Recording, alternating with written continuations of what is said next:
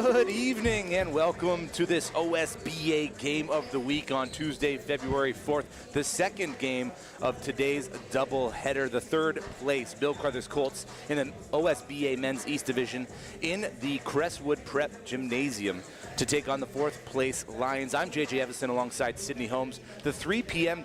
tip-off featured the Royal Crown women beating the J. Addison team 68-50. Royal Crown improved to 7-1 with that victory. Their next game comes on the next OSBA Game of the Week that Sydney and I will be calling. That's Saturday, February 8th at 7 p.m.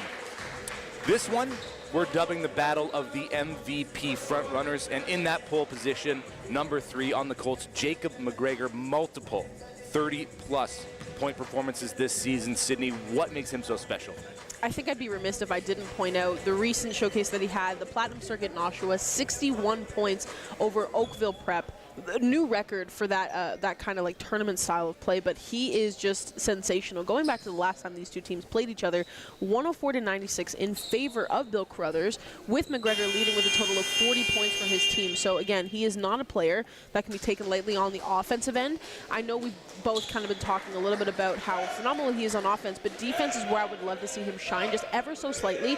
He still plays hard defense, he's very committed, but I just want to see a bit more of dedication on the defensive end as we do see on the offensive side. Now on his tail is, of course, number 1 for the Lions, Chris Shibola. Dominant performance against Royal Crown. They handed Royal Crown their first loss of the season earlier this month. 15 points, elite playmaking. You know, when you look at this Royal Crown team and you see number 1 on the court, what are your thoughts? In terms of Crestwood, I think they are a team that has versatile players on their roster. Shibola, he's one of the main guys that I will say can kind of fall into any asset. Going back to the last game that these two teams played each other, 32 points in that loss is not a small feat at all. And like you said, when they took down Royal Crown in such a massive victory for the team, nothing shy of excellent from him. So I'm expecting nothing less to come out of him today as well. The first look for Crestwood sees Ben Van Bulk just miss the bunny. The other way, Miles Hamilton. Travel called. Moses Anvari, one too many steps. Today's officials, Andrew Yan, Janice Louie, and Charles Walters. That last game that you mentioned, very high scoring for 10-minute quarters. So offense is going to be a big part of this story here today. Sammy Uraz, Team Ontario gold medalist from the summer, gives it up to Shibola on the wing. He wants Van Bulk. Uses the screen, tries to find a lane. He's got to kick it to the far side. Dehaney downhill. Floater's good. Dehaney opens the scoring. I think that was a good commitment on Crestwood's part just to not give it up, especially when the seconds on the shot clock are going further and further down. Doesn't mean you completely throw away your offensive rotation. They stuck to it, and it was a beautiful make. Down low, Josh Stevens kicks it out. Here's McGregor from 3. Just off the mark, Van Bulk swallows up the rebound.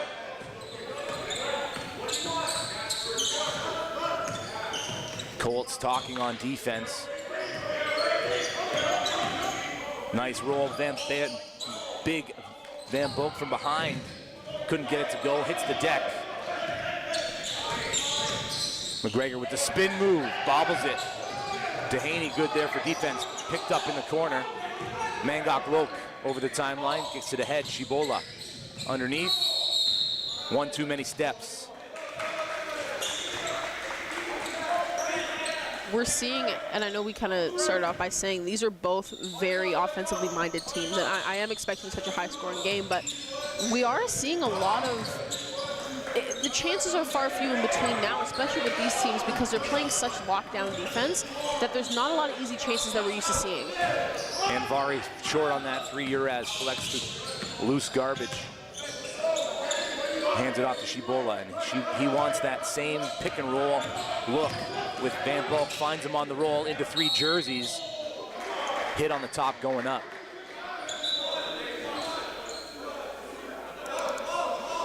Liam Shaw is going to get called on the foul. They tried it once on McGregor, and we see that McGregor and Shibola are pretty much going, they're guarding each other pretty much in this game to start. But what we're seeing is that Shibola is really going for that high screen to hopefully give the opportunity for the roll to happen. It was a bit of a tight, congested area. I think you can really only do that twice in a row before it can kind of get too congested. So I would suggest maybe trying it on the other side or just trying a completely different rotation the next time down. Both times, Sammy Uraz was stuck in that strong side corner as opposed to fading to the weak side to give them that extra pace. Wonder if that's not something that we'll see in that next pick and roll opportunity. Both free throws good to go there. Miles Hamilton jump stop, bailed out. McGregor downhill, goes for the finger roll.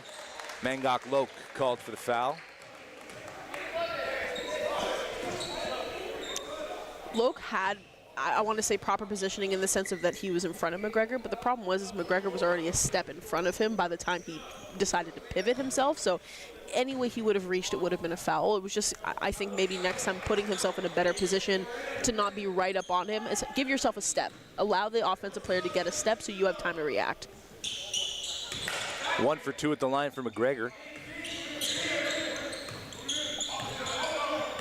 And you look at the floor and you say Crestwood maybe has a little bit of the size advantage. See if they can use that to their advantage. Poke and prod through this zone defense. Far side, Loke wide open, getting a fingertip on it with Stevens. Pushing the pace. Here come the Colts. Up and under. That one doesn't find its way through the hoop. Hamilton gonna push it the other way. Nice change of pace, blocked at the top. Stevens again gets a fingertip on it. Loke with the rebound and the putback.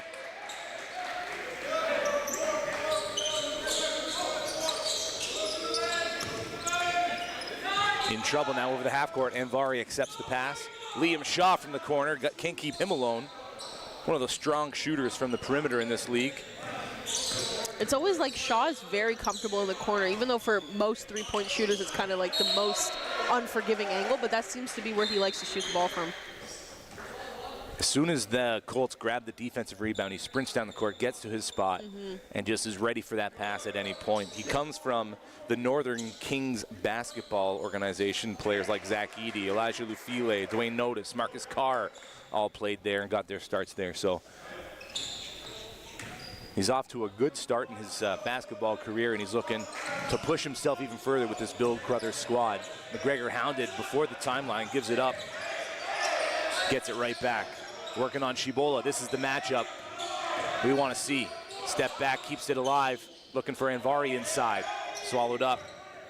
Hamilton finds a lane. Floater's good. Patience. Second, third looks for the Colts.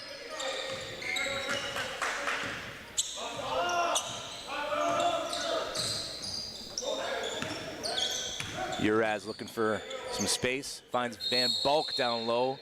He's grabbed by McGregor on the back. 3 seconds in the key. We saw that in the game at William Academy last week where the entry pass was there a second too late and the 3 seconds in the key got called. I will say, and I think it comes from the mind of the offensive player who has position, is you don't want to yell and then give it away to the other team that you're open, but you also don't want to keep your mouth shut either, because then you're going to get into situations where you get 3 seconds called. So I think better be safe than sorry. Yell for the ball, fight for position, and if you don't get it, get out of the key. Crestwood setting 2 to every single Colt player who touches the rock. Which is an interesting defensive style. I mean, we see a zone kind of working down here. Crestwood's able to get in sometimes, but I think right now they're just looking for like a pass cut fill, which doesn't really seem to work for a zone. You need to do quick passes, which they just executed right there. Miles Dehaney drains it from deep. Good perimeter ball movement. Started on the strong side, found the hands of a player on the weak side. Anvari, no contact. Shaw accepts it, kicks it up to McGregor. Behind the back, stolen by Dehaney. It's a 2-on-1. Dehaney keeps, doesn't get it to go. Shibola's there for the rebound. Fakes, gets his Anvari in the air, but Anvari still gets fingertips on it. Way to fight through it and still come out on top of the ball here for Crestwood. There's going to be a bump on that play. Shibola hit on the side. As I was saying before, the two different play styles we're seeing, Bill Crothers is operating on more of like a relaxed zone defense, which in all honesty is working for them. The only time that it was broken down is when Crestwood decided to swing the ball quick passes, which is the exact thing you have to do to break a zone. You just have to make those quick passes, make sure that they're direct, and eventually someone is going to pull out a bit higher than they need to in that zone, and that's when that pocket's going to be created, which is what we saw there. Going for Crestwood, though, I think what they're doing well is they're doubling almost every single defender, which I think is working to their advantage because right now they're catching Bill Crothers watching ever so slightly, because a lot of the times, and I'll go for McGregor specifically, he's very good at the one-on-one attacking because he's so quick in terms of how he's able to dribble the ball and where he's able to go. But in saying that as well, he's going to dribble himself into situations where he's trapped into a corner, especially if he's getting doubled. So what I think that they need to do is take a page out of Crestwood's book, keep up the fast-paced passing, keep it very consistent, and then you'll eventually get yourself a pocket inside. We'll have to keep tabs on the help defense, too, from the Colts, because when they do send through the ball, obviously somebody's open, and to your point, if they're staying stagnant, that's easy to cover. If they're moving, you know, you're kind of lost there on the defensive end. 9-3 with just under 5 minutes left here in the first quarter. 5 points for Miles Dehaney, ranked number 15 on Ranked Canada's Class of 2027 list, showing us why here in the first quarter. Pulls up from the baseline. That's good. 2 more. Dehaney. More pressure from the Lions. Shibola hounding Miles Hamilton. Stevens accepts the handoff and finds Shaw at the top side. Crestwood keeping the Colts to the outside. Anvari with the fadeaway block from the backside. Lana Agbeliz with the block, gets it on the offensive end. Hang time, second chance, good. Off the bench onto the scoreboard, Lana Agbeliz. Hamilton into trouble. Shibola with the steal. Ahead to Dehaney, feed the hot hand. A little too much to go against there for Dehaney. Stevens is going to keep the whole way, take and make.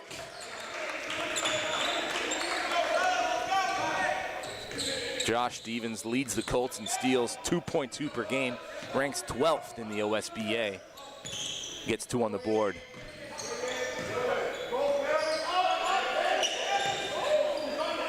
Uraz in the corner, gets his defender to blow by, attacks, blocked at the top by Anvari. Second chance opportunity, no good. Kicked out of bounds by Stevens. Lions ball, 13-5, 3.5 remaining in the opening 10.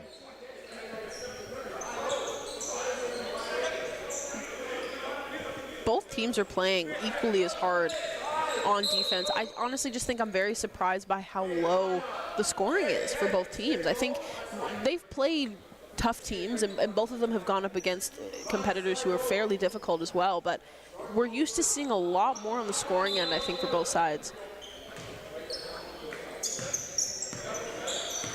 Shibola calling up Van Bulk again, gets around the first level, into the second, kicks it out to Haney. Shot is up, shot is good. 9 points. Scratch that, 10 points of the 16 of the Lions coming from the hands of Miles Dehaney. Nice take, Vieva Caban.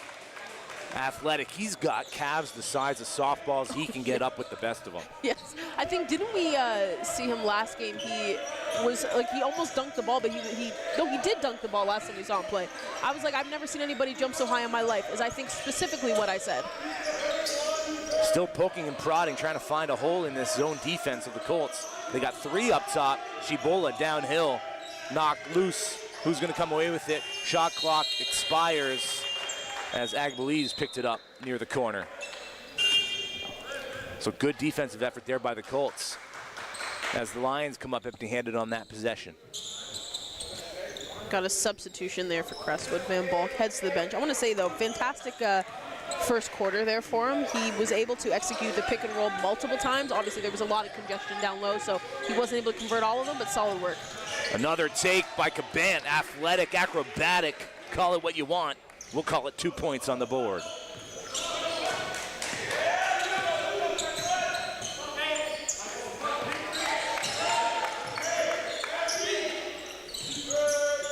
Ollie Wilson accepts that inbound pass. There's going to be a block on Caban. He can't believe it. He's coming off a hot weekend at Royal Crown in that grind sessions. Bieva Cabant had a tasty little jam windmill. I think where people are maybe getting a bit confused, and I totally agree with the ref's call in this, if at any point you are moving your feet or you're in the semicircle, it's going to go to the offensive player. It's a given. I think what Caban could have kind of done to counteract that is don't be behind him. At any point in time, if you're behind your defender, especially someone as tall as Wilson, you're going to get caught on the spin, on the trap, right? So you got to get out, and I think to just counteract that foul happening again, just don't find yourself behind the defender. Ollie Wilson headed to the University of Denver next year, the 6'10" center. From New Zealand as well. I know we're seeing a lot of international players kind of coming from all over to participate in the OSBA, which I think is fantastic. Yeah, Ollie Wilson from New Zealand, Eric Peck, AP, coming to Crestwood via Australia. As Colton Crowthers checks in, the 6'4" class of 2026 guard, dynamic, can score at all three levels, great vision on the court. Here's Cabant, traipsing down the right-hand side, tries to make his move around Peck. Shakir Grant there, unable to accept the pass. And Dehaney dances on the near side. Cabant with the steal and the elevation, and one. What about that hang time? That was a good choice too from Caban as well, and we've seen in certain situations where if you're gonna make that cross key pass to the other defender, it has to be made before you cross the free throw line, because anything lower than that, it's not gonna give the player enough time to catch the ball and to go up. So beautiful decision on his part to actually just take it himself. The three-point play the old-fashioned way is good. 17-12, it's a 5-point lead now.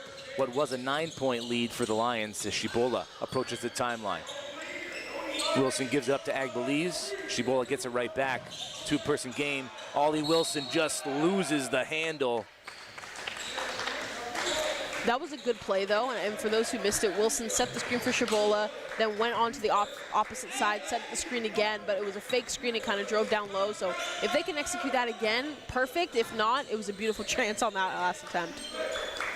McGregor on the far side working on Agbeliz. Scratch that, working on AP. Shot misses everything. He got into that rhythm, that, tween leg step back, just off the mark to the right. Shibola finds Wilson just outside the elbow. Crowthers now into the paint, far side. Shibola's gonna move downhill. Nice step through, pass knocked away by Cabant, who's been a hound both defensively and offensively. Just a ball of energy. Mangok Loke checks back in for the final 59 seconds. Wilson to the bench. Baseline inbound for the Lions. Shibola's got position, can't get it to go. Neither could Loke. Crowthers stepping out of bounds as he tries to attack baseline. A couple of offensive possession turnovers for the Lions has got them stuck a little closer to the Colts than they'd like to be. You always want to hate those unforced errors as well. It's like they could easily be fixed. It's just especially stepping out of bounds, it's one of those that can easily be fixed and hopefully not repeated again. Cabant gives it up to get it back. He likes this matchup with Shibola. Shifty moves. Finds Anvari, who attacks baseline. Elevates, blocked at the top by Agbeliz. AP gets it ahead of the pack, then kicks it back. Moving around the perimeter, the Lions find some space and time down low. Loke blocked from behind on the second chance. Anvari another block. The Colts out and running. 10 seconds left in the corner. Anvari gives it up. Liam Shaw fouled intentionally by Eric Peck. His second of the game will send Shaw to the line for two with 6.6 left in the opening quarter. Slowly but surely we're seeing, at one point it was a 13-6 or 7 lead in favor of Crestwood. So right now, Bill Crothers is slowly getting back into a fighting position. But I think it also is a testament to how hard that they've been able to go on offense and on defense. Shaw misses the second. Agbeliz picks up the rebound, moves downhill. gets the foul. He'll go to the free throw line. Shaw picks up that one, his second of the game. Agbelis, the 6'8" forward, class of 2025. Plays his club ball with the DK Dragons. Always a lob threat. We saw him show up and show out at the Jamal Murray Homecoming Showcase there at the Pan Am Center over in Scarborough.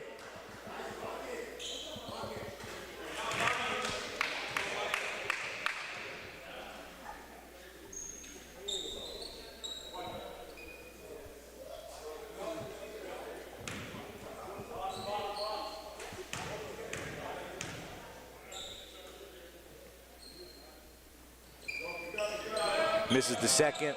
Cabant with the rebound, not enough time to get a shot off. And after 10 minutes, it's 18-13 in favor of the home team. 10 points coming from Miles Dehaney, the 5'10" guard, class of 2027. One of the youngest on the court. I was going to say, that's, I mean, it's 2027. It's just one of those things where you think about our graduation years, and you think of someone whose graduation I try not to think about our graduation years, Sid. I try not to. I mean, it's just a bit of a difference. And what is a number? I think it's subjective at this point. I think it's fine. Dehaney scored 16 in Crestwood's win against Royal Crown. That was very much a team win, and it came down to the final few possessions. Sammy Uraz hit a couple of free throws down the stretch, and the crowd in the gymnasium on that day, both for the home side and the visiting side, was electric. Yeah. You talk about how big of an impact that, like, the environment can make as well. I think we always used to say that growing up, typically you're not playing in front of an active crowd. It's usually just like families or a few students who decide to come, but what this league does is it puts you in places where you're playing in front of crowds. You're learning how to play in front of an opposing crowd who doesn't necessarily want you to make the free throw, wants you to make that layup. Like, it's allowing these players to just become mentally stronger, and also at the same time they're excelling in their play style as well. So I think that game specifically, it was one of those that was just everything kind of went together, and it definitely led into Crestwood's hand for sure. McGregor working on AP. Nothing there, so he kicks it back up to Cabant. Puts a flurry of moves on Loke and then gets stuck at the top. 10 seconds on the shot clock. McGregor from 3. Front iron, back iron, out. Watch out. AP, nice pass. Loke, two-handed jam. The Lions, with no one in front of them, C2 go through the hoop.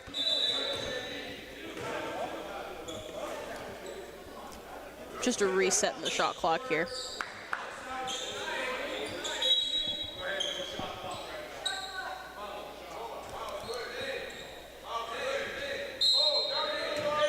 We're going to play on with a shot clock not functional at the moment. McGregor attacks baseline. Still can't get it to go.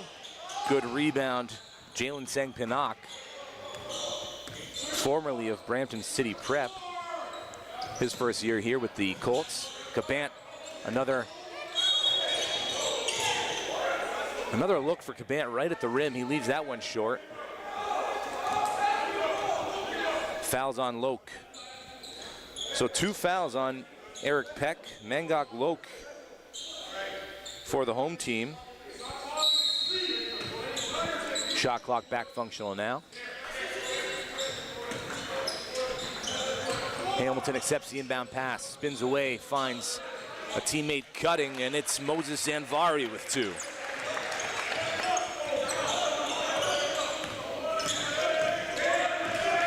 Cibola hounded by Seng-Pinnock. Here's Crowdis working around a screen.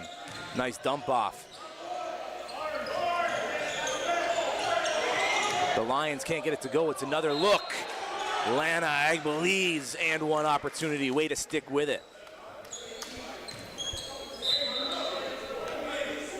That at first was like a jumping contest between both teams, but I think what ended up happening and the reason why Crestwood became successful is they actually ended up just boxing out. And even Agbelis, I think, has shown time and time again that his athleticism is unmatched. And I think he is able to outjump a lot of players. But when he finally realized that I can just actually box out one of them and get it and head to the line, it's more heads-up basketball. And I think finally at least one of them got it. But to point out for Bill Crothers, they just need to get a bit better at not trying to out-jump everybody, just box out. Caban over the timeline, there's that double, there's the cough up, and that's why they double every single time. Put pressure on the ball handler, make them make a mistake, and have that help defense come over. And I think to your point, JJ, as well, because the help defense is so strong, that sometimes a lot of the players on Bill Crothers' side who are off ball, it doesn't click into them that maybe I should run to the ball, maybe I should flash, give them an opportunity to pass to me. Because again, if you see your teammate getting trapped, it serves you no purpose to just stand off to the side and wait for the ball to come to you. You have to be more proactive. The Colts sending 3 to the ball there. Loke finds a teammate down low. It's Agbeliz again. He leaves that one short. But back to the free throw line for Lana Agbeliz. Foul's going to go on Miles Hamilton. We're seeing blitz after blitz after blitz like it's a Steve Spagnuolo defense. I'm in Super Bowl, fever right now. Any predictions for this Sunday, Sid? I think we're going to see a lot of tush pushes, which I think at this point I'm getting very tired of seeing. But in terms of who's actually going to win the game, I'm going to say it's definitely going to come down to the fourth quarter. But I want to see the Eagles, but I honestly, in my heart of hearts, I think it's just going to be the Chiefs. I'm the same way. Yeah. McGregor putting on a flurry of moves, spins into the lane, then gives it right to Agbeliz as there was a cutter baseline, read well.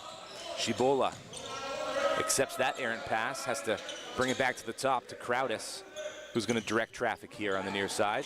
Uses the screen from Loke, finds the roller. Nice change of pace from Loke and the easy left-handed lay-in. And we're seeing again from Crowdis, his passing is just, I want to compare it to some resemblance to LaMelo Ball in just in terms of how quick he passes the ball and the accuracy in which he's able to do so. I do want to say, too, that he does have a good three-point shot. We just haven't seen it come out in this game, but his passing is unmatched. From what I've seen in the rest of this league, it's quick, it's punchy, and he can get the ball through gaps that I didn't even know there was. Loke heads to the bench with 3 fouls. Uraz back onto the floor. Cabant keeps, calls up the far side screen, ignores it, finds a lane, elevates, tries to get the finger roll. No, Uraz with the rebound. The Lions out on the run with numbers.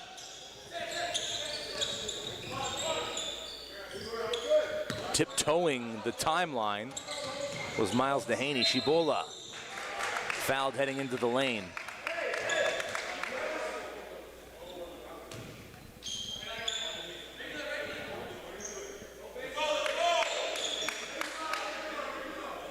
A lot of fouls going around right now. That one's going to go on Cabant, who picks up his second. Crowdis looking for somebody, finds Dehaney. Uraz, nothing there, kicks it back out. Crowdis trying to poke in Prado as well. Into the lane, Dehaney, far side 3, you better believe it.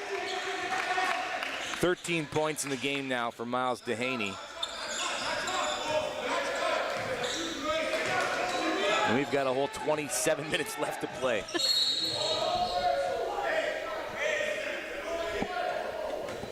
Shibola picks up his first of the game, getting a little handsy with McGregor.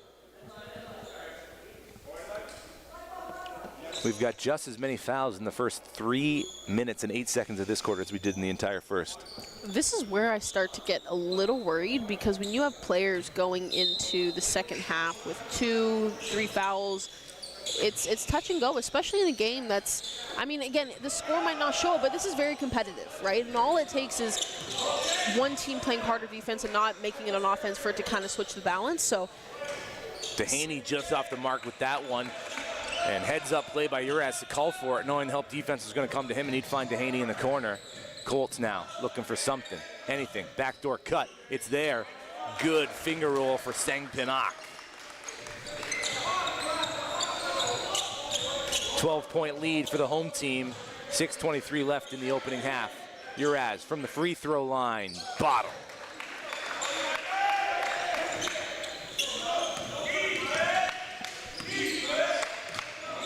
Shaw from the corner, fakes, kicks it back out.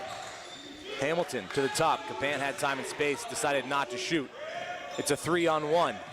Dehaney off the backboard. Crowthers. Count the basket for Dehaney. Shakir, scratch that. Bieva Caban just gifted him 2 points for hitting the backboard. Maybe I forgot, but I didn't. I guess they would have called it like a goaltending. It is good, yeah. It is a goaltending. If he did enough to, affect the way that the rim. That makes sense. And all of a sudden, it's a 33-17 game.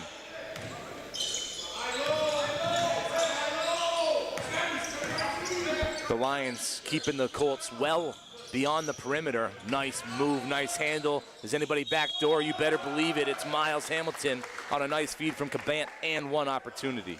I think Caban and Hamilton kind of bailed the team out on that one because it was getting to the point where when you play, and I've said this, when you play a zone, if all you're doing is passing around the key, waiting for something to open up, it's not going to. Your passes either have to be crisper, but you still have to have rotation. Like pass, cut, and fill doesn't go away just because there's a zone. There needs to be movement. It can't be stagnant. But again, great play for Hamilton there. I think he really pulled one out for his team.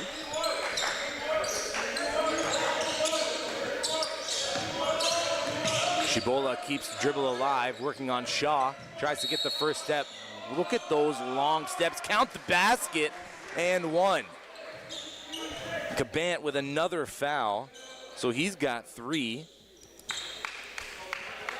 And believe it or not, Shibola gets his first 2 points of the game on that drive. I think I would have to fall back into his zone if I was Bill Crothers, not because I don't think they can play man, but because they are getting caught that one step behind that's allowing them to draw all these fouls. I mean, they're already at 5. Same with Crestwood. I think both teams are playing a step behind with the amount of fouls they're getting here in the second quarter. So you're either going to naturally put yourself back or you're going to get a bit faster, but if anything, I would hedge my bets and go a bit back into like more of a high-pressure zone. McGregor on the far side gets double-teamed into the corner. Stevens nearly turns it over, fighting for it on the ground, and he does turn it over. Who's going to pick up Dehaney? Agbeliz into traffic, but gets the 2 to go. No one picked up Shaw in transition. He leaves that one off the front iron, collects the rebound. It's knocked loose by Dehaney. Who's there? McGregor, finger roll with the left.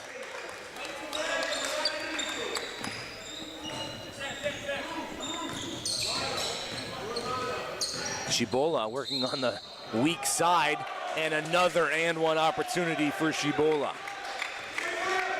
He's come alive here in the second quarter, starting to feel himself. The way he's able to slow himself down and get those long strides. Yes. Honestly, that's what is able to draw the foul, because if you're able to switch your speed, the defender is either going to blow by you or they're going to be forced to foul you if they're already out of position. So that ball nearly 3/4 of the way down. McGregor didn't see he had a teammate ahead of him. Creates some space by bumping off Agbeliz and gets another 2 to go at the rack. He's up to 5 now in this game. Still plenty of time for him to run up the score. But the Colts need to find some way to get around this double team. Dehaney, shifty move. Unable to find time and space. Now does. What about that patience? Uraz in the corner, travels. Dehaney kept the play alive. And then the Lions turned it over again on the offensive side. I think that was, it was a good effort, but Dehaney just held the ball for too long. He should have passed it a lot sooner than what he did. McGregor over the timeline. Good footwork by Dehaney. Sang Pinnock to Shaw in the corner, and he's going to bring it back to the wing. Drive by Sang Pinnock. Nice handoff. Stevens blocked at the top by Lana Agbeliz. And then he fouls him 90 feet from his own basket. It's almost that like, it's not a retaliation foul because it's not like he purposely meant to hurt him, but it's almost like an anger because you missed the dunk and then you want to get the ball back, and it's just a... You almost thought Agbeliz was out of position, but in the blink of an eye, he was at the summit ready to reject that dunk attempt by Stevens. It's also interesting to think, too, we're just above 3 minutes and 30 seconds left in the first half, and Crestwood's already in a bonus situation. And also, too, to Bill Crothers' point as well, they're also one foul away from bonus situation as well, too. So.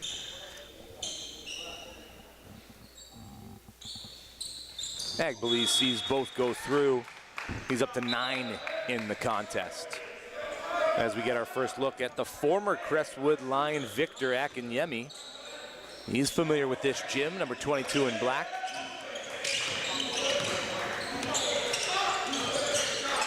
McGregor working in limited space. Nice Euro, fouled by Crothers.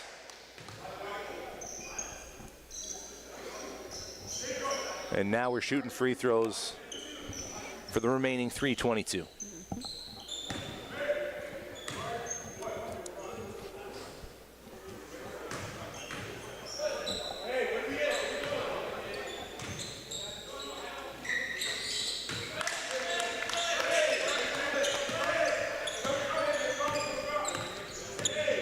These two know each other very well, Akinyemi and Shibola. What kind of defense they put on him. Step through, blocked at the top by Stevens. Here come the Colts. Too much time, too much space. Miles Hamilton drills the 3.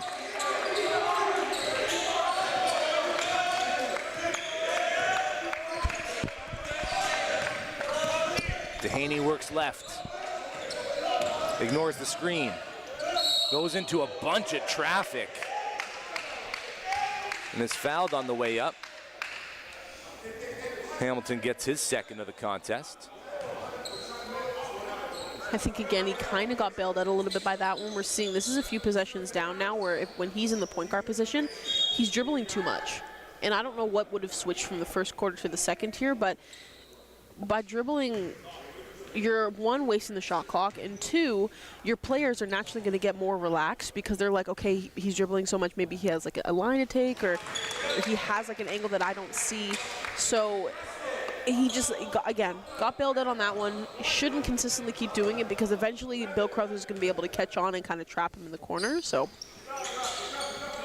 the Lions send another defender in to guard McGregor. Preston Osborne tasked with stopping the league's leading scorer.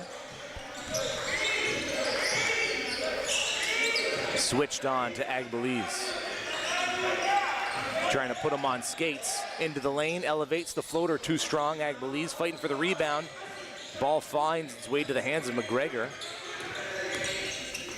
Taking on the smaller Preston Osborne, but Osborne did a good job to stay tall. Dehaney kicks it to the corner. Uraz.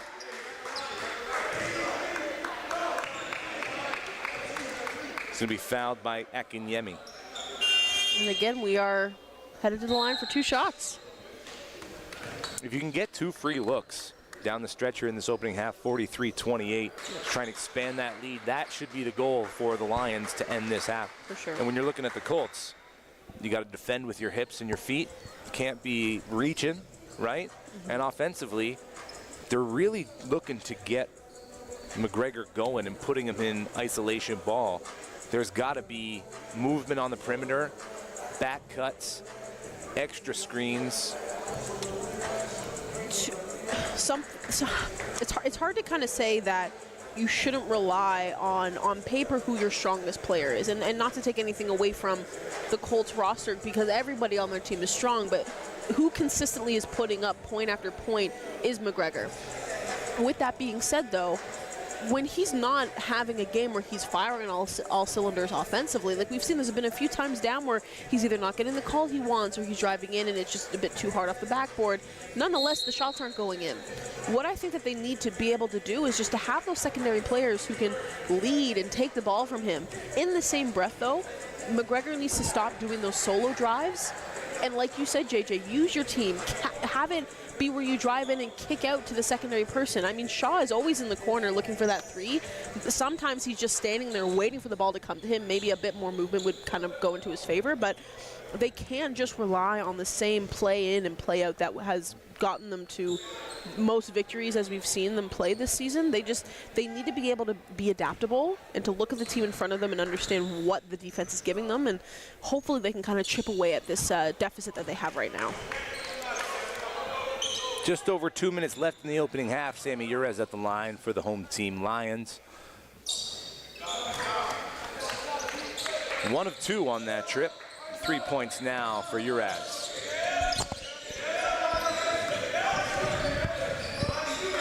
Hamilton backing down Dehaney. Dehaney thought he got all ball, but a little bit of arm there as well. His first of the contest. I think he had it up until his hands dropped, because then I think it gave the ref almost like a reason to call that foul, because up until that point, like, his hips were square, like his hands were up in the air. I just think at any point when you drop your hands, it gave Hamilton that oomph as he was driving to the net to get that foul called.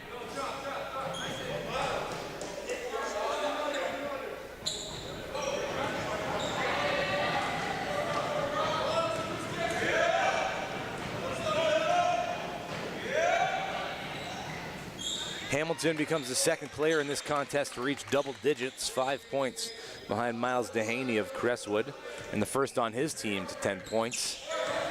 No Limit Miles on Instagram. Dehaney gets that one knocked away by McGregor.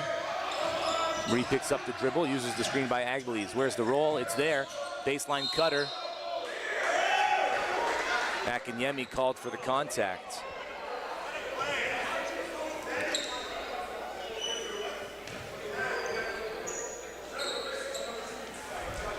Another play where Agbeles found himself in a swarm of black jerseys. And you want to go for that steal, but when you already have those 3 players present tall, you're already making it difficult. There's no reason to reach.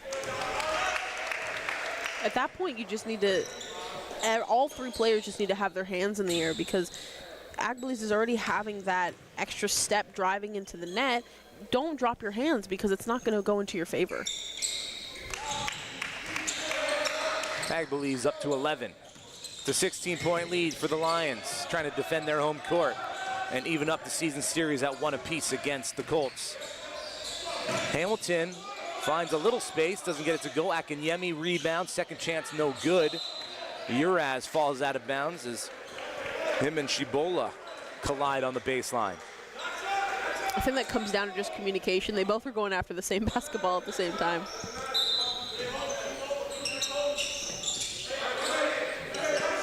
McGregor accepts the inbound pass. Offensive foul.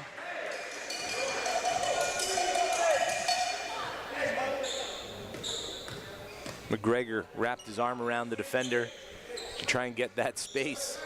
You can't do that. I will say we're seeing that a lot nowadays. It's like you're going swimming, pretty much is kind of what I call it.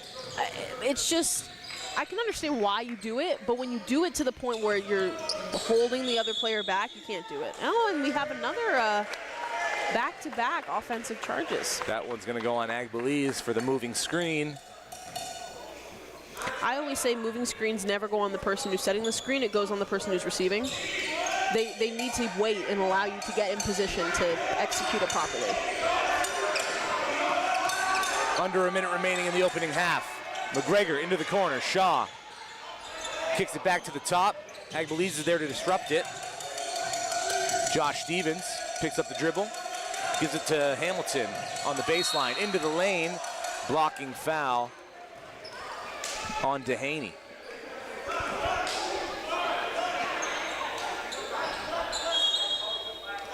The Colts not settling for any looks on the perimeter. Their goal is to get down into that painted area and win the paint. That's what they say, win the paint, win the game, right? They've left a couple just in around, that area, the easy bunnies that just haven't fallen. Yep. I think it also comes down to them capitalizing on those second chance opportunities. I mean, they have the first chance. but because there's not enough players inside fighting for that offensive rebound, those second chance opportunities which are happening, they're not able to capitalize on. Hamilton misses both. Agbeliz swallows up the rebound. Could be a 2-for-1 opportunity here. Uraz into the corner. AP from deep. Lions up 19. Akinyemi traipsing down the middle of the floor. Shaw, feet set, one bounce to the wing. A little too strong. Uraz calmly hands it off to Shibola.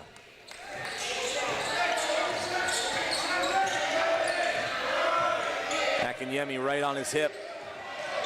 Shibola switches paces. AP from the opposite side. Bottoms again. Back-to-back threes for Eric Peck in the quarter, 52-30. It's a 22-point lead at the half for the home team. We have more action coming your way from the OSBA Game of the Week Men's East Division here from Crestwood Prep following a short intermission. Stick with us.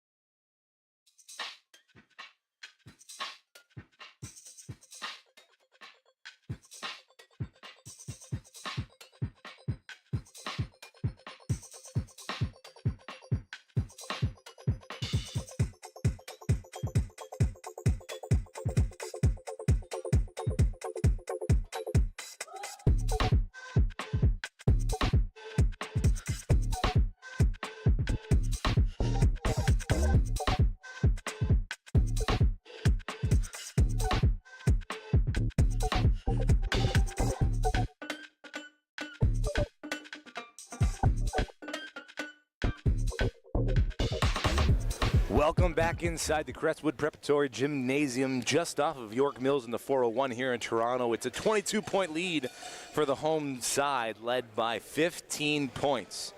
Miles Dehaney and 11, Lana Agbeliz. Sydney, what does Bill Crothers need to do to come back in this game, and how can they get that done? First of all, talking about defensively, I know I'm kind of always a stickler for saying that if you're a step behind, fall back into a zone. That just honestly falls back to like my kind of training.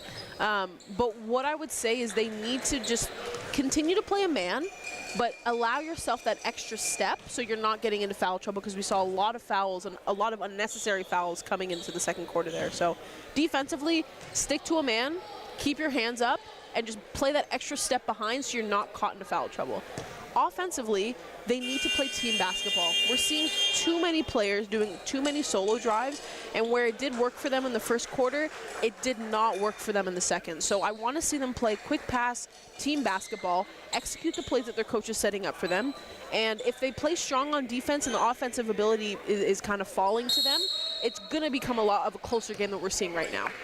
Second half action, men's Eastern Game of the Week on OSBA TV. Back underway again. J.J. Everson alongside Sydney Holmes. Chris Shibola and Miles Dehaney playing catch. Dehaney from deep. Bottom. That was like so accurate. The mesh barely moved on that one. An errant whistle here as we didn't get a reset on the shot clock. We did have that issue in the first half. Played without the shot clock for about 30 seconds. We'll see if we can't get that reset, and we do.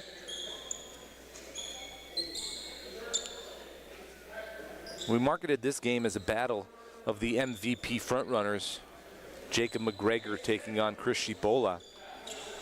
And McGregor, 2 of 10 from the field in the first half. Again, you know, some of that individual offense.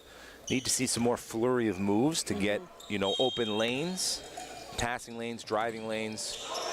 But credit to Dehaney for guarding him well. Dehaney and Preston Osborne and anybody who switches on. And just as we talked about, there it is. Nice floater from inside the paint. And that was a beautiful play as well. Again, McGregor streaked right through the middle of the key. Hard screen was set, got right inside. That was a beautiful play. Uraz finds space in the zone. And then Stevens strips him. Hamilton with his head up.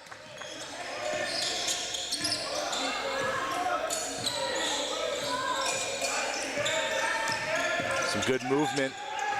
Try and get separation from this man defense. Shaw from the corner, near iron. Loke fighting for the rebound. Shibola pulls it away. It's a 4-on-2. Dehaney, step back 3. Oh gosh. What can you do about Miles Dehaney? 21 points through nearly 22 minutes of play. McGregor finds space into 3 jerseys. Dehaney with the strip, 2-on-1. Shibola, 1-2 step, backboard and through. The lead up to 28.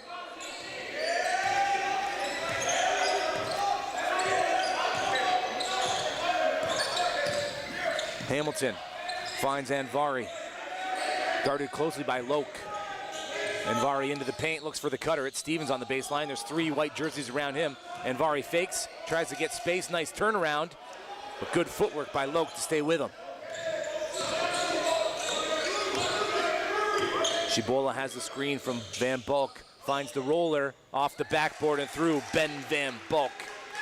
Didn't see too much of him in the first half, but he's doing the right things to stay on the court for Coach Tyrone Bramble here in the second. Loke picks up Hamilton. The floater no good. Above everybody is Uraz for the rebound.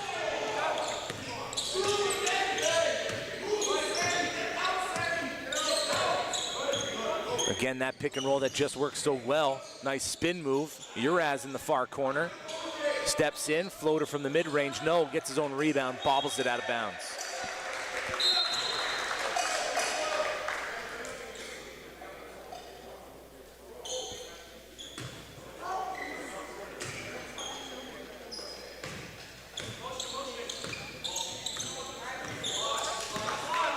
Hamilton dances over the timeline, gives it up to Stevens. Shaw in the corner, right back to Stevens. Nice take, nice keep. Gets his own rebound, can't get it to go. Was McGregor, who missed another bunny.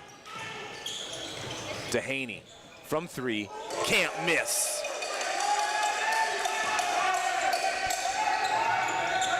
Almost got caught watching a little bit. At what point do you do a box and 1 on him? Is that even a possibility? Hamilton from deep finds the bottom.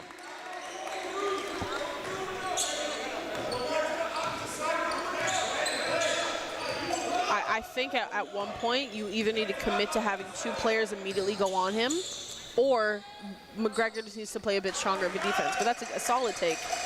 Loke bobbles it, but gets it to go after no one could corral the loose ball. And you see Dehaney draped all over McGregor. So not only is he getting it done offensively, but he's tasked with guarding the best player on the Colts defensively, and he's staying with him step for step. Hamilton into the lane. Fouled by Agbeliz. He's going to go to the line for 2. And the thing is, too, and to Haney's benefit, he is not even looking at the ball. And also, he doesn't need to.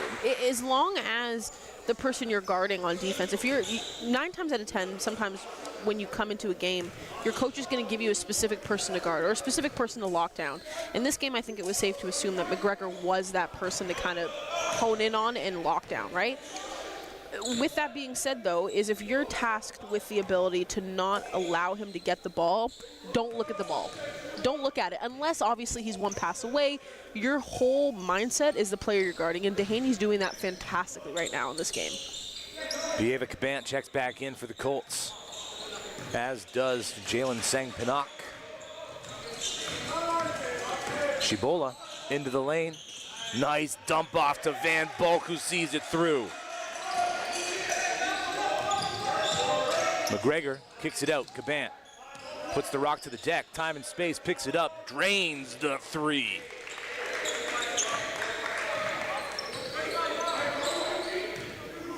A little bit of miscommunication on who was supposed to pick up number 10 in black there for the Lions. Dehaney poked away. Sang-Pinnock. McGregor's got the runway. Agbeliz at the top, but the follow-through gets McGregor on the arm. So now Agbeliz in foul trouble with 3. Loke with 3 for the Lions. As AP checks back in for the home squad.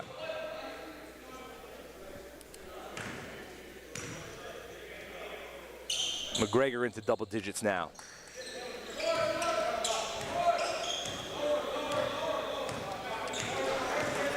Nice change of pace from Dehaney. Loke is gonna stroke it from deep, and that one's off the mark.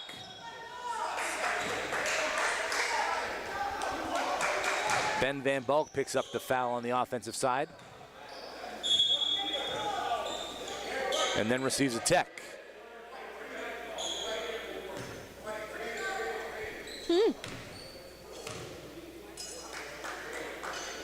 So Cabant to the line for the technical free throw.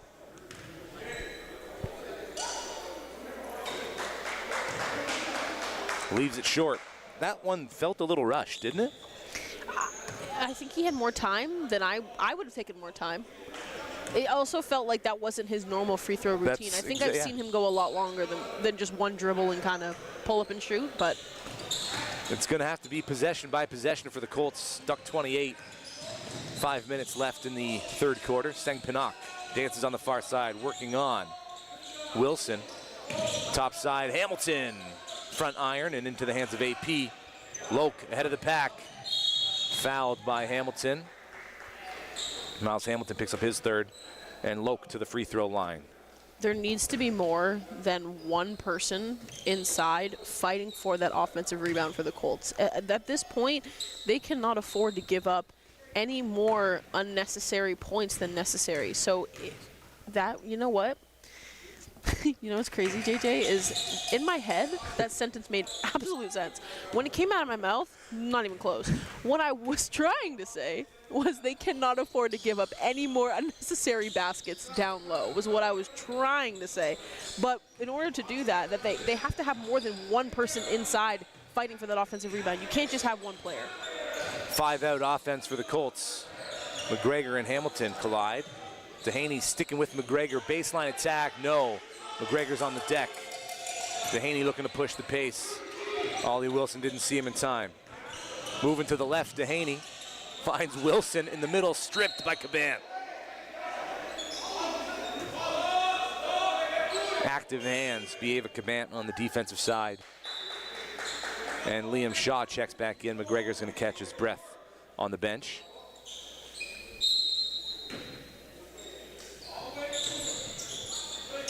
Loke. Oh, laser pass. Nice finish. Loke's got 12.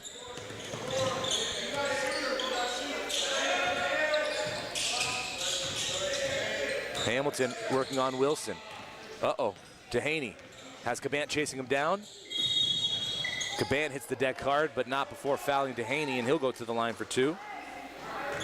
That's the 4th on Caban. The problem that I think they had on that last one with Hamilton and Shaw is it was a good pass. I think Shaw just thought it wasn't intended for him, which I know we were talking about a bit on the break there, is making sure that you are, unless someone specifically calls for another person's name or you know that they're looking past you, grab the ball. Don't allow yourself to fall into a position where the ball's getting turned over because you just simply didn't go for it. And that can't happen, especially when they're facing a deficit like this. Joshua Stevens checks back in. Moses Anvari to the bench for the Colts.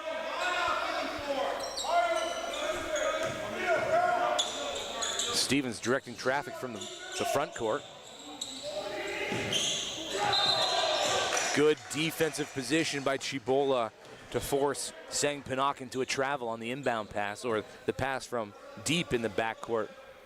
And we saw Stevens trying to, like you said, JJ, direct traffic, but at that point he shouldn't be directing it that late. It should happen a lot earlier than the players getting told to go to what position. They should know already where they need to be. Ollie Wilson, big screen, and the handoff to Dehaney, who just can't miss.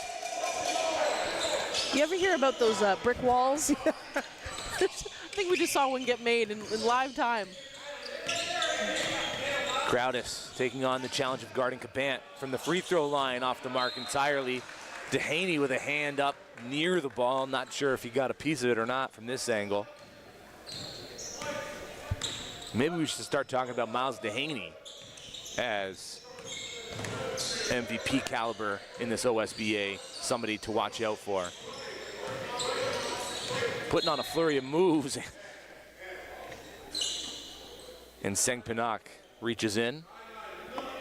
You reach, I teach. I like that one. That's a good one. Don't tell me that's the first time you've heard that. I honestly think it is. Alan Iverson, I think, was the proprietor of that. Okay. Maybe a white chocolate, Jason Williams. Speaking of, you know what, I think we'd be remiss if we didn't talk a little bit of NBA news. The amount of trades that are going on right now in the NBA, first of all, massive trades that are going on in the NBA right now. It's just, I'm surprised that these guys can even focus on the game here today. It's just, there's too many trades going on. Well, Luka's going to make his Laker debut on Saturday versus the Pacers. Loke finishes the play. AP just off the mark, but Loke is there to jump above everybody. I'm going to say we fight to call that an assist. That's an assist? I think he was, honestly, no shot. It wasn't a shot. He was going for the pass. He was passing it the entire way. Stevens out on the wing, guarded by Loke. Attacking baseline now. Kicks it to the corner. Sang Pinnock pulls up from the mid-range. That's good. But yes, I know, as you mentioned, we're doing the game of the week on Saturday as well. So hopefully we'll have a bit more information to kind of talk about for Luka's first game as a Laker on Saturday as well. Well, I think that game's going to tip off at 10 p.m. Eastern. Our game tips off at 8 o'clock as we see Eric Peck hit another three. He ended the first half with opposite corner threes. Drills one from the wing that side.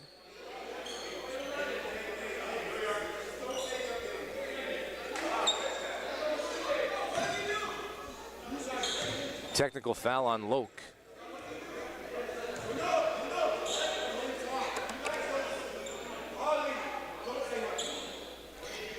The coach is kind of saying something that I've been almost pushing for all season, and I will say it again. Play hard basketball. Don't worry about the refs. Don't worry about the fouls being called. Understand that if it's something worth questioning, your coaches will do that for you. Don't feel like you have to say anything, because sometimes the refs won't even let you ask a question and they'll call that a technical, right? And I think it just depends on the kind of the refs you get at the time. But the way you kind of counteract that is you don't even mention anything at all. You go to your coaches and let them decide if it's worth bringing up. Preston Osborne tapped on the shoulder to come in and guard McGregor again. As Dehaney gets a breather, Cabant with his first move around Crowdis pulls AP out of the paint. Sang Pinnock tries one move, nothing there. Pulls it back out, pulls up from just inside the three-point line. That's off to the left. Here comes Loke ahead of everybody. AP tries to fire it off of, and does fire it off of Pinnock, and that sounded like a jammed finger. I understand the intention. It's just that close range, it did not sound like a good. It didn't sound good. Gonna have to add a couple of seconds back on the game clock as it was running still.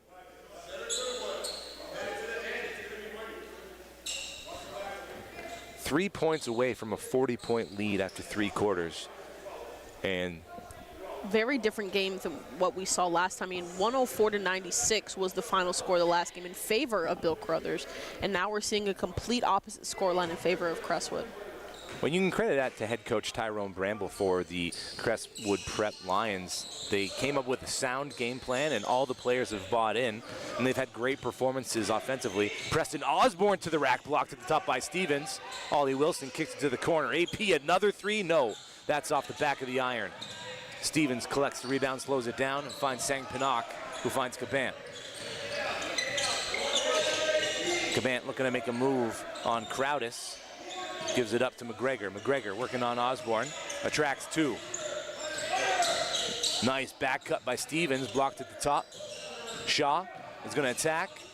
Nice handoff to Stevens, who goes back underneath and is fouled hard by Ollie Wilson. I don't know if you saw the trade today. The Philadelphia 76ers sent Caleb Martin to the Dallas Mavericks. I think a lot of people are just really questioning what the Mavericks' mindset is. I mean, to be fair, they didn't really need many changes. I mean, they got to the finals last year. Yeah. I think to everybody's credit, there should have been no changes needed to be made, especially as drastic as getting rid of your 25-year-old superstar and Luka Doncic.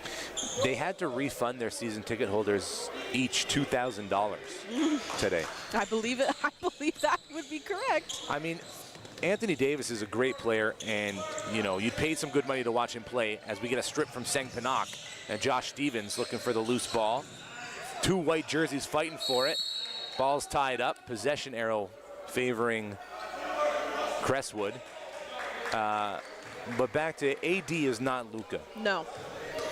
It's interesting, though, because the GM came out and said that defense wins championships, and we need, like, an all-star defensive player to kind of do that. But I'm like, first of all, you had a solid defense last year. You just honestly just didn't win against the Celtics. But it's also not like Anthony Davis is going to come in and completely rework your lineup either. Like, one player cannot make a strong defensive team. Crowd is blocked at the top by Stevens. Hits the deck hard, grabs his tailbone. The Colts will get a possession here with an odd man rush on a power play.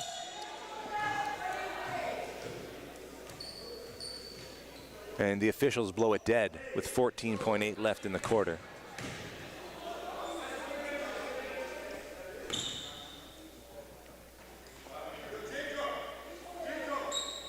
The other trade, big trade in the NBA, obviously, De'Aaron Fox heading to San Antonio to play with Chris Paul and Wemby. And San Antonio gave up absolutely nothing. No. They didn't give up Sohan. They didn't give up any of their key players, just some picks. Which is also an interesting... Zach Collins, their 4th center. And again, De'Aaron Fox has been one of those guys where, not to say, I don't think he fell off by any means. I think he's always been like an organizational star. But the move to San Antonio is interesting for me. I'm curious to see, and in the same breath, Luka and LeBron together, in my mind, doesn't work. They both play the exact same position. They're both the guys to have the ball in their hands. Like it's in my mind, it's not going to work. What I do love though is with De'Aaron Fox, he is taking his wife's number because going back to San Antonio, she did play university there, and her number I believe was 4 as well. Lovely story. Exactly. Everyone's kind of saying it's like that love and basketball kind of vibe, just a bit opposite, but. To your point, there's a lot of trades going on that I'm like, it makes no sense. And nobody's safe. If Luka Doncic can get traded and have no idea, no one's safe. Back to this game. Cabant pulls up from the elbow off the back of the iron. Loke with time to run it down.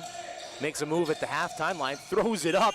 And Preston Osborne didn't get it off in time. Left it a little too strong anyhow, and at the end of 30 minutes of play, the home team lead 82-46, just nothing going in the second half for the Colts offensively, and unable to stop whatever Miles Dehaney can find offensively.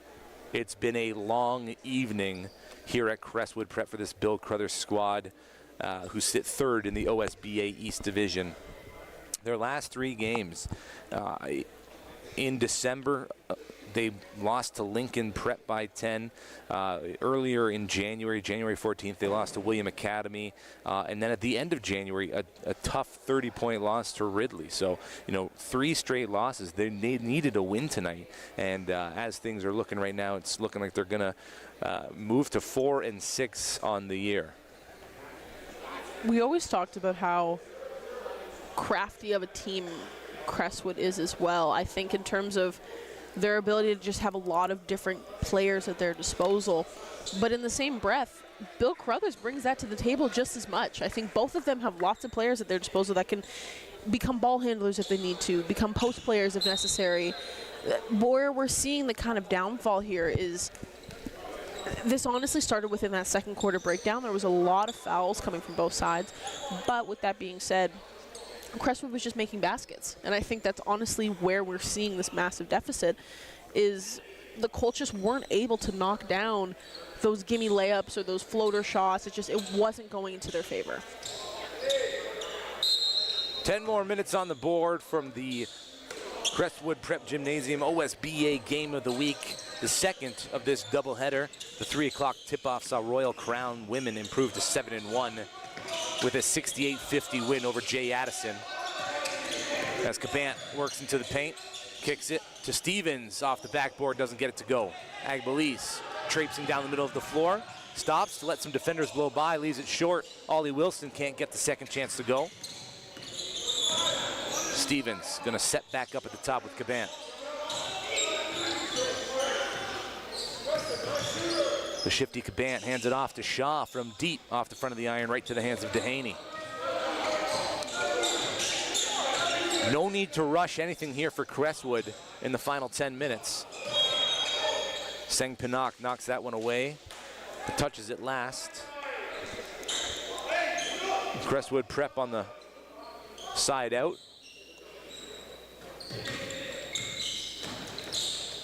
Again, Seng Pinnock doing great job defensively on Dehaney. Tugs on the jersey, that's going to be a hold. I really hope he doesn't let that discourage him because he's playing solid defense. It was just he was caught just a slight step behind, but other than that, his defense was flawless. When you hand check like that, and some of these players have had their jerseys come loose from being tucked in, your hand gets caught in there, and nice strip by Cabant, who's got a runway. Monster jam, Bieva Cabant. And we saw that exact throwdown this past weekend at the grind sessions. He's up to 13 points in the game. We also need the hype from the bench. I mean, that was a good dunk, and this gym was silent. AP from deep misses everything. Here comes Cabant in transition. Stevens wants it, Cabant takes it, elevates, leaves it short. Met at the top by AP. Cabant throws it off AP and out of bounds. Colt ball. He jumped from the free throw line on that attempt. Maybe on that one, I would have looked to kick it out. But like you said, JJ, he literally started his steps at the three-point line and then went for his layup step at the free throw line. From 3, no. Van Bulk swallows up the rebound. 0 Colt players going for that offensive rebound. Shibola takes the handoff and gives it up to Peck. Over the flare screen. Now baseline. Shibola to Peck, finds Agbeliz. Working baseline, off the backboard and through. 13 points in the game for Agbeliz. McGregor working on the far side. Finds a lane. Can't get it to go. Agbeliz with the rebound. It's a 5-on-2. AP ahead of the pack, backboard and in. Scoring by committee for Crestwood in this Tuesday night OSBA game of the week as Stevens jump stop gets him space. Another defensive rebound for Agbeliz. Eric Peck, 11 points. Loke, 14.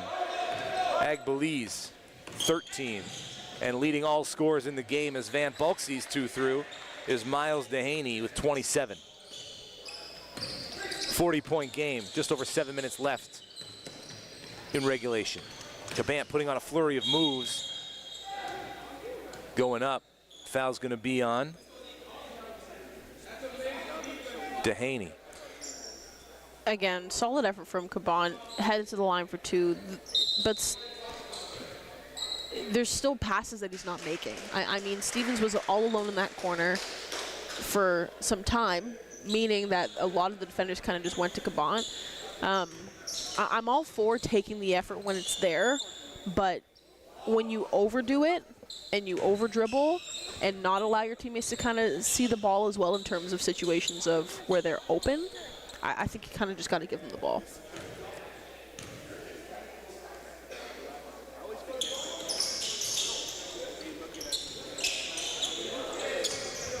This almost feels like a statement game from Crestwood to William Academy and Royal Crown. They're really coming for that top spot. And there's only a month left in the regular season before we get to championship weekend to kind of fine-tune things. And from where this Crestwood prep team was during the Jamal Murray showcase, during the fall showcase, they are a different team, a more well-rounded team. They've been playing together very well. Shibola steps back from 3 and finds the bottom. Nice handoff from Van Bulk. Well, I remember we had the chance to talk to head coach Bramble, and one of the main things he said was that his team the hard work that his team is able to kind of possess is what wins them games, is what's unmatched compared to other teams in the OSBA. They will work until the clock is done, and I think that it's a true testament to that in this game right now. I mean, 9 points away from cracking 100. Beautiful shot, just unfortunate that his foot's fully out of bounds. I will say into fully out of bounds. I mean, it wasn't close. I will usually give it if it's like very ever so slightly, but I mean, again, you can't. It's. But I guess to Crestwood's point, there's no point in this game where you could say they got outworked. They were performing from the start to the finish. McGregor pulls up from the mid-range. That's off the mark, and the shots just haven't fallen for McGregor. Dehaney saves it. Shibola just weaving through bodies, finds a crack in the defense and exploits it. I don't know how Dehaney stayed in either, but that was a good effort as well. Hamilton can't get it to go. Here comes Dehaney. Pulling up from 3 just to test if the hand's still hot. He misses. Cabant has McGregor ahead of him. McGregor from the corner.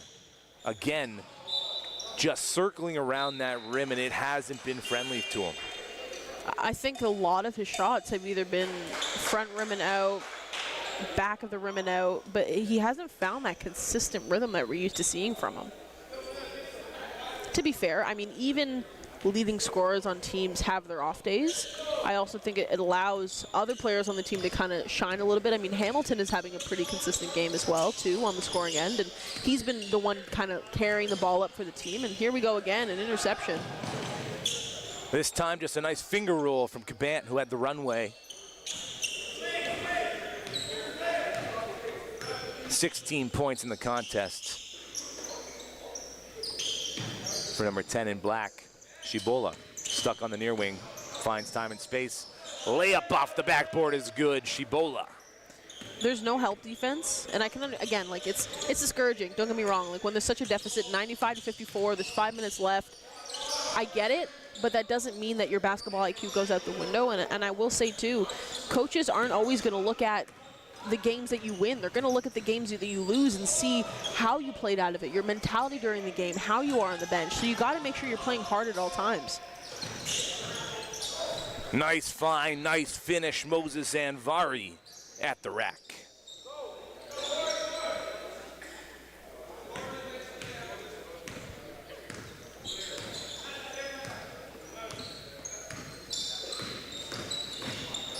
Dehaney moves left, finishes with the right. 29 and counting for Miles Dehaney.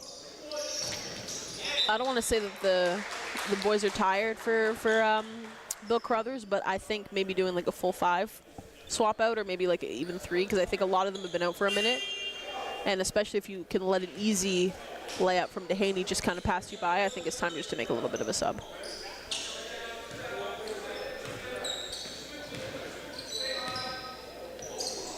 Caban gets the switch and then gives it up to Anvari, who's going to work on Dehaney.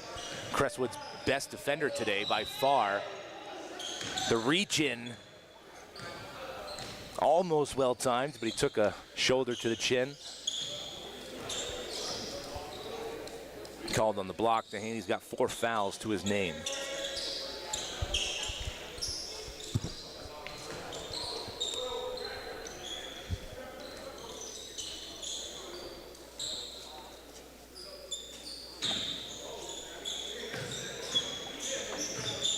Shakir Grant works on Van Bulk.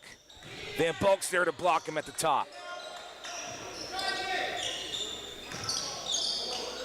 Maxwell hands it off to Cabant. Again, hounded by Dehaney, and Dehaney guarding like it's a 1-point game. Shot clock violation. No quit in this Crestwood squad.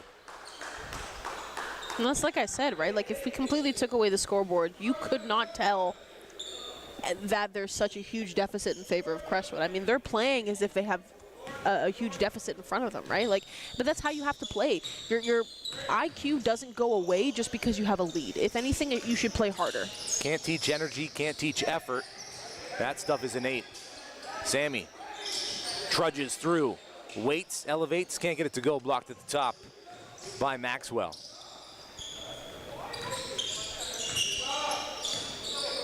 Just over 3 minutes left to play as Cabant steps into a 3. That's back iron. Maxwell, he'll take a 3. That's short. And lands out of bounds. Ollie Wilson checks in. Dehaney is going to ride the bench for the rest of the way. 29 points, a handful of assists. To go with a handful of steals, and Miles Dehaney left his fingerprints all over this contest. The steal by Cabant keeps it alive. It's a 3-on-2. He'll walk into a 3. Bottom.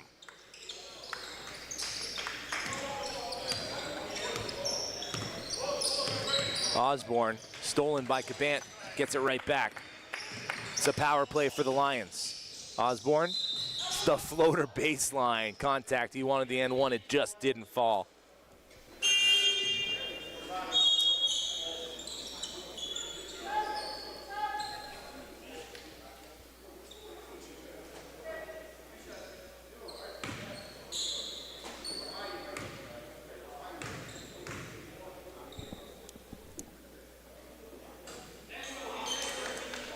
And the rim hasn't been friendly to Osborne either today.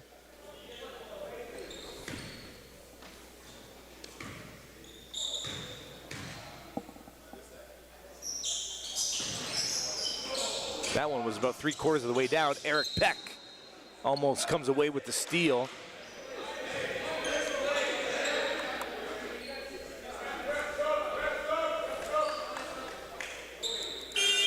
Xavier Menard's going to check in for the Colts.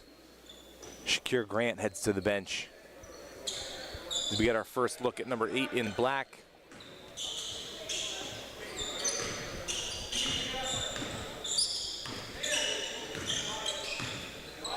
Cabant over the timeline.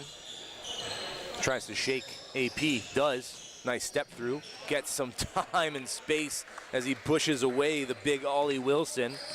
Nice finger roll finish. Osborne to the left. Can't get it to fall. Loke moving downhill, one-handed jam. Mangok Loke.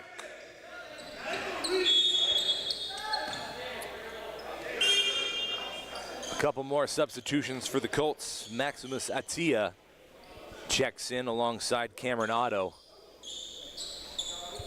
for the final minute 57. Just to close it out as well, I mean, it's been a fantastic game in terms of effort for Cabant, and even on the offensive end for him. Watch out, Loke again, two-handed jam. And it's a shame we didn't get to see a lot of that in the first half with him having 3 fouls. Yes. But that's the problem, right? It's like when you draw fouls early, your coach has nothing but, they don't have any other option but to sit you, which is the really unfortunate part.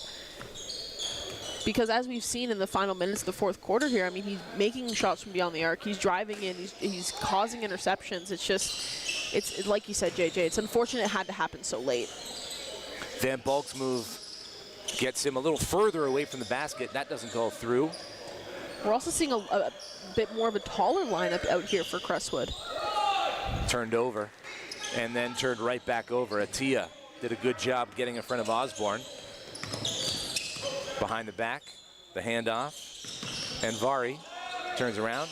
Atia works to the baseline, trying to take on the Van Bulk. A little bit of hesitation, but the ball finds its way to Envari, who sees through. I mean, Atia's kind of adding the energy that we've been wanting to see from the Colts. I mean, obviously it's happening just under 50 seconds left now, but that's what we wanted. That's the energy we wanted to see from the Colts. He's trying to earn more playing minutes next game. Otto into the corner. Atia for 3 off the front rim. Here's Otto from the free throw line. Gives it back to Atia. He's going to dial it again. That one again off the front iron. Same exact spot. 14 on the shot clock. Fouled going up from Van Bulk. Shooting 3.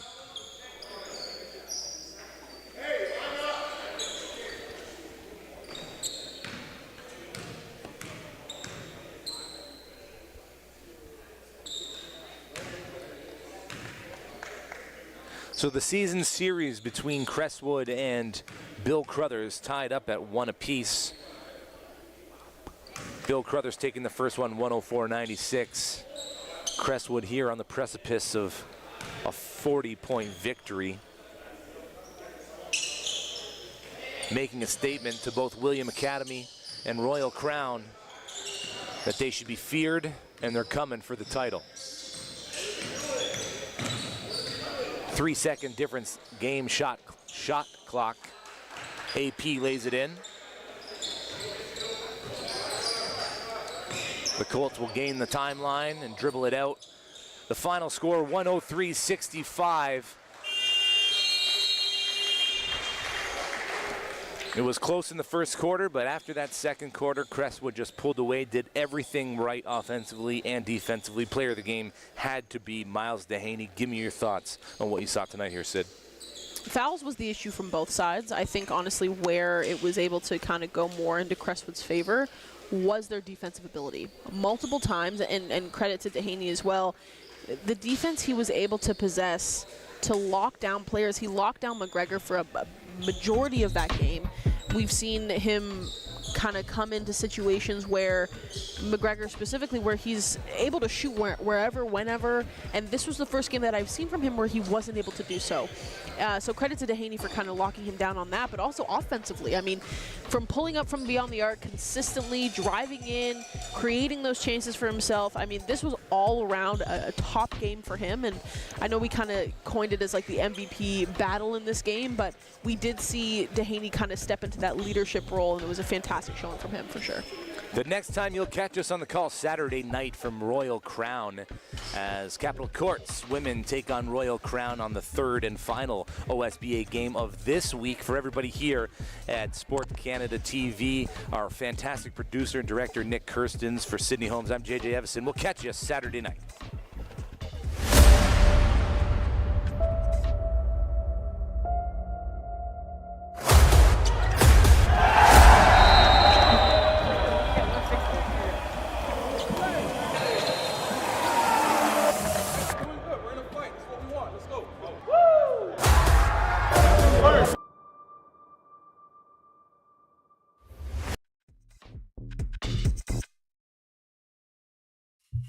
Boom.